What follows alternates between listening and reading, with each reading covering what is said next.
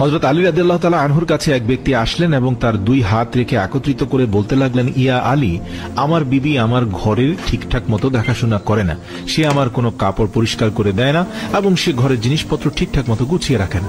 তাহলে কি তার সাথে আমি রাগ করব না? তাকে কিছু মারপিট করা উচিত না?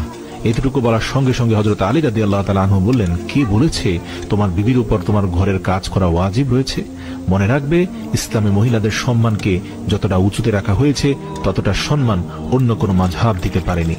আমি আল্লাহ রাসূলের কাছ থেকে শুনেছি, মহিলাদের সবচেয়ে বড় দায়িত্ব হলো সে যেন তার সন্তানকে ভালোভাবে মানুষ করে এবং সে তার সন্তানের দেখাশোনা করে। কিন্তু যদি তার সন্তানের দেখাশোনা করার জন্য তার স্বামীর কাছে সাহায্য চেয়ে নেয়, তাহলে সেটিও চাইতে পারে। আর এখানে তুমি তাকে ঘরের কাজ করার জন্য বলছো।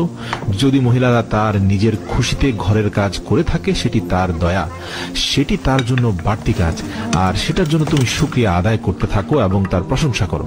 আমি আল্লাহ রাসূলের মুখ থেকে শুনেছি, যে সময় মহিলারা নিজের ঘরের কাজ করে থাকে সে সময় আল্লাহ রাব্বুল আলামিন ফেরেশতাদেরকে পৃথিবীর মাটিতে নামিয়ে দেন আর বলেন, যতক্ষণ পর্যন্ত এই মহিলা তার স্বামীর ঘরের কাজ করতে থাকবে ততক্ষণ পর্যন্ত তুমি তার জন্য ইবাদত করতে থাকো, আমি এই সকল ইবাদত তার আমলনামায় যুক্ত করে দেব। সুবহানাল্লাহ।